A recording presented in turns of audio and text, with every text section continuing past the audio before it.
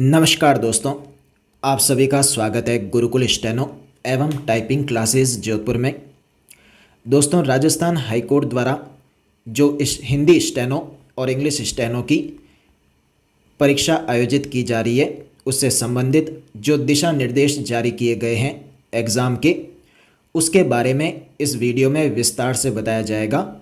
तो इस वीडियो को आप लोग ध्यान से अंत तक देखें तो आपको पता रहेगा कि आपको एग्ज़ाम में किन किन बातों का ध्यान रखना है और किस तरह से एग्ज़ाम होगा। तो चलिए शुरू करते हैं वीडियो को।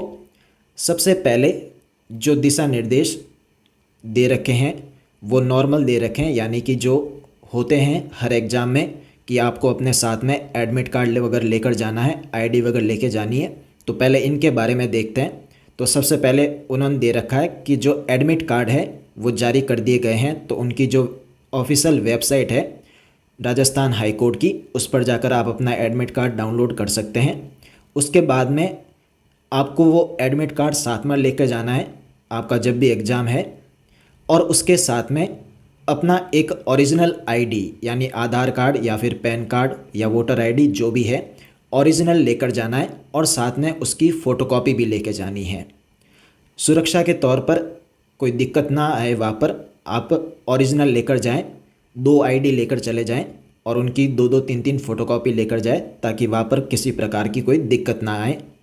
उसके बाद में जो है आपको एक पेन लेकर जाना है अपने साथ में, या फिर पेंसिल जो आप लिखते हैं, पेन और पेंसिल दोनों लेकर चले जाएं ताकि कोई दिक्कत ना आए। और बॉल पेन आपको लेकर जाना है, ठीक है, दूसरा किसी प्रकार का पेन नहीं। उसके बाद में हाल ही में खींची हुई रंगीन फ़ोटो, साइज़ यहाँ पर दे रखी, इस साइज़ में लेकर जाना है आपको। हाल में खींची हुई यानी कि आप नई फ़ोटो खिंचवा लें, और साथ में जो फॉर्म वाली फ़ोटो है वो भी साथ में लेकर चले जाएं ताकि किसी प्रकार की कोई दिक्कत ना हो। उसके बाद में यहाँ पर दे रखा है कि आप जो भी आईडी साथ में लेकर जाते हैं उस पर अपना रोल नंबर लिख दें ताकि वहाँ पर कोई दिक्कत ना हो।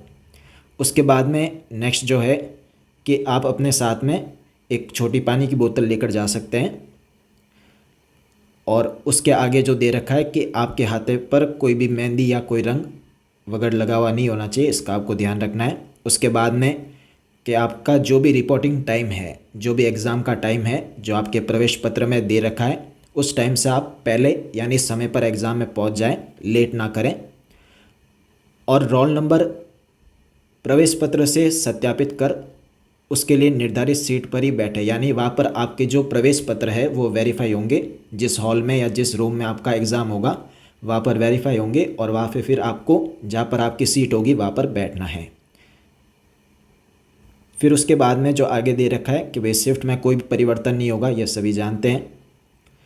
उसके बाद में किसी भी प्रकार की लेखन सामग्री निषिद्ध है। लेखन सामग्री यानी कोई कॉपी किताब वगैरह आप लेकर नहीं जा सकते, और जो शॉर्ट एंड बुक है, नोटबुक है, वो आपको वहीं से मिलेगी और वापस वहीं पर जमा हो जाएगी। इसमें आगे दे रखा है कि भाई जो शॉर्ट एंड बुक वहाँ से देंगे उसमें आपको अपना नाम और रोल नंबर वगैरह लिखना है। वैसे वहाँ पर बता दिया जाएगा कैसे क्या लिखना है आपको। परीक्षा समाप्त होने तक किसी भी अभ्यर्थी को परीक्षा कक्ष से बाहर जाने की अनुमति नहीं होगी, यानी आप एक बार अंदर चले गए जहाँ पर भी आपका एग्ज़ाम है, फिर आप जब तक एग्ज़ाम पूरा नहीं होता बाहर नहीं आ सकते। उसके बाद में आगे कुछ नॉर्मल दे रखे हैं कि आपको आपके साथ में मोबाइल फ़ोन वगैरह ये सारी चीज़ें नहीं लेकर जानी है, ना ही कोई घड़ी वगैरह, वहाँ पर कुछ भी अलाउ नहीं होगा। उसके बाद में जो आगे दे रखा है कि शॉर्ट एंड नोटबुक और दक्षता परीक्षा यानी जो एफिशिएंसी होगी, जिसके लिए आपको एक पेपर मिलेगा उस पर क्वेश्चन लिख रखे होंगे, वो वापस वहाँ पर जमा हो जाएंगे, ठीक है। उसके बाद में आगे वही नॉर्मल लिख रखा है कि भाई आपको वहाँ पर थोड़ा अनुशासन वगैरह बनाए रखना है। तो ये थे नॉर्मल दिशा निर्देश कि आपको क्या क्या वहाँ पर लेकर जाना है और किन बातों का ध्यान रखना है। अब जो मेन दिशा निर्देश है कि एग्ज़ाम की प्रक्रिया कैसे होगी, कैसे एग्ज़ाम होगा, उसके बारे में देखते हैं। तो इसमें पहले दे रखा है कि वहाँ पर जो भी होंगे, वहाँ पे स्टाफ जो भी होगा और स्पीकर वहाँ पर लगा होगा, वहाँ पर आपको इंस्ट्रक्शन दिए जा रहे होंगे कि आपको ये करना है, ये करना है। तो वहाँ पर आप लोग ध्यान से अगर सुने, बातें बातें ना करें, जो भी वहाँ पर बोला जा रहा है उनको आपको ध्यान से सुनना है। उसके बाद में यहाँ पर दे रखा है कि एक बार परीक्षा लैब यानी जहाँ पर आपका परीक्षा होगी हॉल, उसमें जाने के बाद में जब तक पूरी परीक्षा यानी स्टेनो, टाइपिंग और एफिशिएंसी तीनों नहीं हो जाती तब तक आप वापस बार नहीं आ सकते। फिर इसमें आगे तीसरा पॉइंट इम्पॉर्टेंट कि कंप्यूटर के सहायक उपकरण जैसे कि कीबोर्ड, मॉनिटर, माउस आदि की जांच कर सके, यानी आप चेक कर सकते हैं पहले एग्ज़ाम से पहले कि सब सही चल रहे हैं या नहीं चल रहे हैं। तो उसके लिए क्या होगा, वहाँ पर जो कंप्यूटर होगा उसके डेस्कटॉप पर एक आइकन दिखाई देगा, ऑप्शन दिखाई देगा, पेरिफेरल चेक। ये ऑप्शन आपको वहाँ पर दिखाई देगा। उस पर क्लिक करोगे तो आपको एक स्क्रीन दिखाई देगी। उस पर आप जैसा चाहे वैसा टाइप कर सकते हो, यानी कि आप कीबोर्ड में हर एक की वगैरह दबा कर देख सकते हो कि की सही से काम कर रही है या नहीं कर रही है। माउस दबा कर देख सकते हो कि लेफ़्ट की जो है, राइट की वहाँ पर काम नहीं करेगी तो लेफ़्ट की सही से काम कर रही है, कर्सर वगैरह सही से काम कर रहा है या नहीं कर रहा है, माउस सही से काम कर रहा है। तो वहाँ पर आपको क्या करना है, अच्छे से हर एक की यानी जो भी आपके टाइपिंग में या स्टेनो में काम आने वाली की है, नॉर्मली जो अल्फ़ाबेटिक है वो सारी की, शिफ्ट है, बैक स्पेस है, जो ऊपर नंबर होते हैं 1 2 3 4 और साइड में जो नंबर होते हैं ऑल्ट वगैरह, वो आपको पूरा अच्छे से चेक कर लेना है एक एक की। कहीं भी कोई दिक्कत हो तो आप आराम से वहाँ पर उनको बोल सकते हैं, आराम से शांति से, तो वो उनको चेंज कर देंगे या जो भी दिक्कत है वो उसको दूर कर देंगे। तो ये चीज़ आपको ध्यान में रखनी है, पहले से ही सब चीज़ आराम से चेक कर लें, कीबोर्ड वगैरह सब सही चल रहा है या नहीं चल रहा है। अगर नहीं चल रहा है तो उनको बोल देंगे तो वो आपके चेंज वगैरह कर देंगे। ठीक है, तो वो जैसे ही आप अगर चेक करेंगे, चेक हो जाएगा सही से, उसके नीचे क्लोज़ का बटन होगा, जो ये ऑप्शन आ रहा है उसके नीचे क्लोज़ का बटन होगा तो वो आपके क्लोज़ हो जाएगा। फिर आगे दे रखा है सबसे पहले आपके शॉर्ट हैंड का टेस्ट होगा यानी स्टेनो टेस्ट होगा। फाइनल शॉर्ट हैंड पैसेज यानी जो आपका डिक्टेशन होगा उससे पहले ट्रायल के लिए 200-250 वर्ड का ट्रायल दिया जाएगा उसी स्पीड में, यानी जो आपकी स्पीड का होगा, जैसे हिंदी के लिए 70 की स्पीड है और इंग्लिश के लिए 90 की, तो उसी में आपका वो होगा डिक्टेशन ट्रायल के लिए। फिर आगे दे रखा है कि ट्रायल पैसेज के डिक्टेशन के तुरंत बाद लॉगिन करेंगे, यानी वहाँ पर एक ऑप्शन आपको मिलेगा कंप्यूटर पे, लॉगिन करना होगा। उसमें क्या डालना होगा, आईडी वगैरह पासवर्ड वो आपको वहाँ पर बता देंगे वो लोग, वो आपको डालकर आईडी पासवर्ड से लॉगिन करना है। उसके बाद में यह सुनिश्चित करेंगे कि कंप्यूटर की स्क्रीन पर आपका सही नाम और रोल नंबर दिख रहा है, यानी जैसे ही आप लॉगिन करेंगे तो वहाँ पर आपका नाम और रोल नंबर दिखाई देगा। तो आप चेक कर लेना कि भाई आपका ही नाम है, आपका ही रोल नंबर है, अगर कोई दिक्कत वगैरह है तो आप वहाँ पर बोल सकते हैं। उसके बाद में जो आगे है ट्रायल पैसेज का ट्रांसक्रिप्शन, यानी जो ट्रायल बोला है वो आप वहाँ पर अनुवाद कर सकते हैं अगर करना चाहे तो। चेक वगैरह तो आप पहले ही कर चुके हो, तो अगर करना चाहे तो कर सकते हैं। सिर्फ 2 मिनट का टाइम होगा, तो आप अगर करना चाहे तो कर सकते हैं। ट्रायल पैसेज के 2 मिनट बाद में जो आपका मेन डिक्टेशन है वो होगा, 2 मिनट का समय होगा। यदि ट्रायल पैसेज का ट्रांसक्रिप्शन किया गया है तो उसे मूल्यांकन प्रक्रिया में शामिल नहीं किया जाएगा, यानी कि आपका वो देखने के लिए कि आप देख सकते हैं टाइप वगैरह करके जो ट्रायल है, और अगर नहीं देखना है तो स्किप करके स्किप कर सकते हैं। तो ये था पहला आपका ट्रायल होगा। उसके बाद में जो आपका है मेन डिक्टेशन होगा 6 मिनट की अवधि का। अब यहाँ पर जो लोगों का कन्फ्यूज़न था वो दूर हो गया है। कोई कह रहे थे कि 8 मिनट का डिक्टेशन होगा, तो वो नहीं होगा। वो जो भी दिशा निर्देश थे, जो संशोधन थे नियम में, वो हाई कोर्ट के लिए थे, इस भर्ती के लिए नहीं थे। आपका 6 मिनट का ही वहाँ पर डिक्टेशन होगा, चाहे हिंदी हो चाहे इंग्लिश हो, और हिंदी के लिए वही स्पीड रहेगी 70 की। ठीक है, तो 6 मिनट का आपका डिक्टेशन होगा। उसके बाद में आपको 5 मिनट मिलेंगे पढ़ने के लिए, यानी जो आपने लिखा है उसको आप आराम से पढ़ सकते हैं, 5 मिनट आपको मिलेंगे। फिर उसके बाद में 50 मिनट का समय मिलेगा आपको टाइप करने के लिए। तो जो जैसे ये 5 मिनट का समय होगा जो पढ़ने का समय, उसके समाप्त होते ही 50 मिनट का समय प्रारंभ हो जाएगा, यानी जो आपके 50 मिनट है टाइप करने के लिए, जो स्टेनो आपने लिखी है वो आपके स्टार्ट हो जाएगा।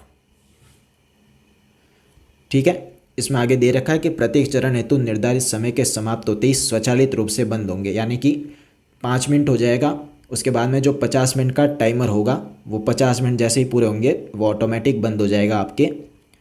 ठीक है, और उसके बाद में वो आपके सबमिट वगैरह हो जाएगा। ठीक है, फिर आगे जो 11वां पॉइंट है सबसे इम्पॉर्टेंट है, ध्यान से देखें। शॉर्ट हैंड की परीक्षा यानी जो स्टेनो होगी उसमें delete navigation, spell check, auto correct, cut copy paste और राइट क्लिक, ये सभी फंक्शन इनेबल नहीं होंगे यानी काम नहीं करेंगे।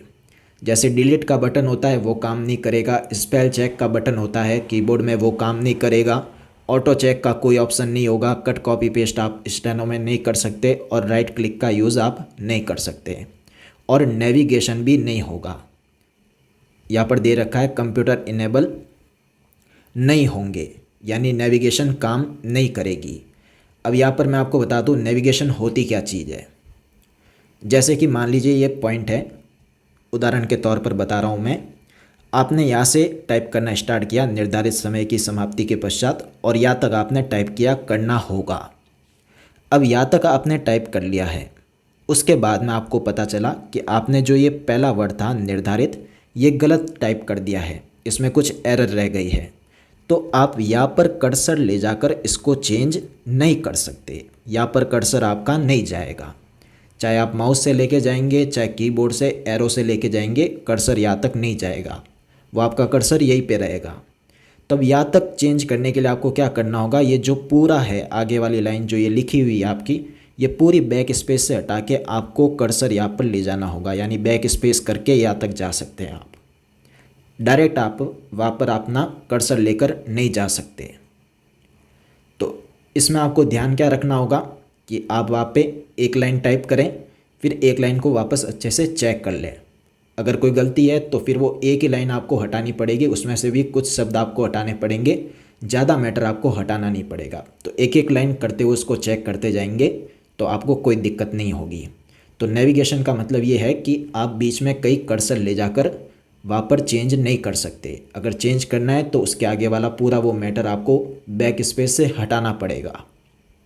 ठीक है, अब इसमें आगे दे रखा है कि बैक स्पेस कुंजी इनेबल रहेगी। इनेबल मतलब कि चालू रहेगी। बैक स्पेस आप यूज कर सकते हैं स्टेनो में पूरी तरह से, बैक स्पेस आप आराम से यूज कर सकते हैं उसमें। फिर आगे दे रखा है निर्धारित समय की समाप्ति के पश्चात पैसेज, यानी जो आपने टाइप किया है उसको सेव रखने के लिए कन्फर्म बटन पर क्लिक करना होगा। वहाँ पर एक ऑप्शन आ जाएगा कन्फर्म, उस पर आप क्लिक करेंगे तो वो आपके सबमिट हो जाएगा। तो ये बात थी स्टेनो की कि आपके स्टेनो कैसा होगा, पहले ट्रायल, उसके बाद में मेन डिक्टेशन, फिर 50 मिनट का टाइमर, उसमें भी बैक स्पेस आपका ऑन रहेगा और नेविगेशन आपका बंद रहेगा। ठीक है, अब आगे बढ़ते हैं। ये 13वां पॉइंट, कंप्यूटर टेस्ट 2 चरणों। कंप्यूटर टेस्ट यानी जो टाइपिंग स्पीड टेस्ट होता है 10 मिनट का वो, और एफिशिएंसी टेस्ट गति एवं दक्षता परीक्षा के रूप में लिया जाएगा। ठीक है, अब सबसे पहले दे रखा है इसमें टाइपिंग का गति परीक्षा यानी टाइपिंग टेस्ट जो 10 मिनट का होगा। उसके लिए दे रखा है कि कंप्यूटर स्क्रीन के ऊपरी आधे भाग में दिखाई देने वाले गद्यांश को कंप्यूटर स्क्रीन में निचले आधे भाग में टाइप करना होगा। यानी कि वहाँ पर जो आपकी कंप्यूटर की स्क्रीन होगी उसके ऊपर आपको पैसेज यानी कि मैटर दे रखा होगा टाइप का, उसको देखकर आपको नीचे एक और स्क्रीन होगी उसमें टाइप करना है। ठीक है, अभ्यर्थी तब तक इसे टाइप करे जब तक कि पूरा गद्यांश टाइप नहीं हो जाता। यानी आप उसको पूरा कर सकते हैं, वहाँ पे मैटर अनलिमिटेड होगा, वो आगे से आगे चलता रहेगा। तो ऐसा नहीं है कि उसको रिपीट करना है, ऐसा नहीं होगा। इसमें आगे दे रखा है इस हेतु गद्यांश की विंडो को नीचे स्क्रॉल किया जा सकेगा। इसका मतलब ये हुआ जैसे कि ये स्क्रीन चल रही है आपके सामने, ये ऊपर नीचे स्क्रॉल हो रही है, तो वहाँ पर भी आपको इस तरह से स्क्रॉल माउस से आपको यहाँ पर साइड में दिखेगा स्क्रॉल का ऑप्शन, जैसे कि MS वर्ड वगैरह में जो साइड में होता है स्क्रॉल ऊपर नीचे करते हो वो होगा। उससे आपको जैसे कि ये पैसेज दे रखा है, मान लो ये 14 पॉइंट है, यहाँ से गति परीक्षा से लेकर यहाँ तक। अब आपने यहाँ पे टाइप कर लिया, फिर क्या करना होगा, आपको स्क्रॉल से इसको ऊपर लेके जाना है, फिर वापस यहाँ से आगे जो 16वां पॉइंट है यहाँ से स्टार्ट करना है, फिर यहाँ तक टाइप करना है। ऐसे करते जाना है जब तक वो 10 मिनट आपके पूरे नहीं होते। उसको कंटिन्यू आगे से आगे करते जाना है। एक ही पैराग्राफ को या एक ही बार जो स्क्रीन में दिखाई दे रहा है उसको बार बार नहीं करना है। ऐसा नहीं कि मान लो आपको वहाँ पर स्क्रीन पर ये इतना दिखाई दे रहा है तो आप इसी को बार बार करते रहे, ऐसा नहीं होगा।